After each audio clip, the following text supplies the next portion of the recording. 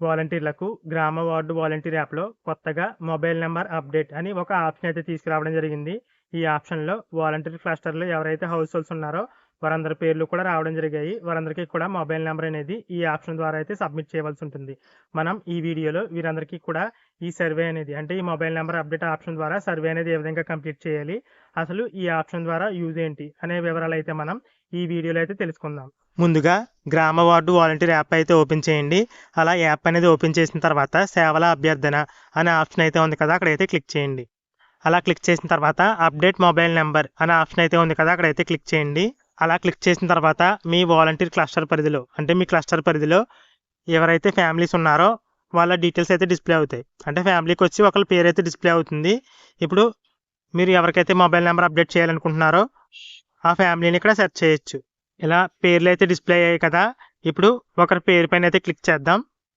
అలా క్లిక్ చేసిన తర్వాత ఇక్కడ వారి పేరు, వారికి జిఎస్డబ్ల్యూఎస్ వెబ్సైట్లో అప్డేట్ అయ్యి ఉన్న మొబైల్ నెంబరు, అలాగే పక్కనే అప్డేట్ అని ఒక ఆప్షన్ అయితే ఇవ్వడం జరిగింది.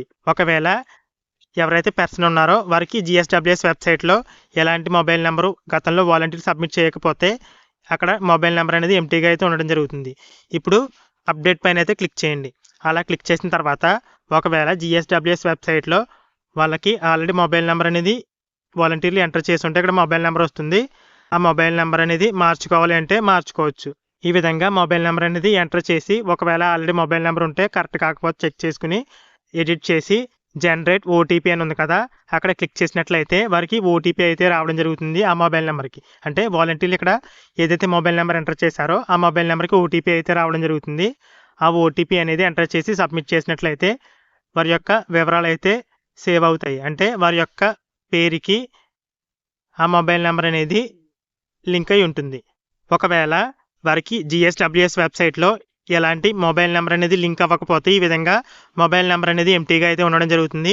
ఇప్పుడు అప్డేట్ పైన క్లిక్ చేసి వారి యొక్క మొబైల్ నెంబర్ అయితే ఇక్కడ ఎంటర్ చేసి జనరేట్ ఓటీపీ అనే ఆప్షన్ అయితే ఉంది కదా, అక్కడైతే క్లిక్ చేసి వారికి ఆ మొబైల్ నెంబర్ అనేది లింక్ చేయొచ్చు. ఇక ఈ సర్వే ద్వారా యూజ్ ఏంటంటే ప్రభుత్వానికి సంబంధించి అప్డేట్స్ ఏవైతే ఉన్నాయో ఆ అప్డేట్స్ అన్నీ కూడా మీకు అందుబాటులో ఉన్న మొబైల్ నెంబర్కి పంపడం కోసం మాత్రమే ఈ సర్వే అనేది యూజ్ అవ్వచ్చు. అంతేగాని ఆధార్కి లింక్ అయిన మొబైల్ నెంబర్ని ఈ వాలంటీర్ యాప్లో మార్చడానికి అయితే అవ్వదు.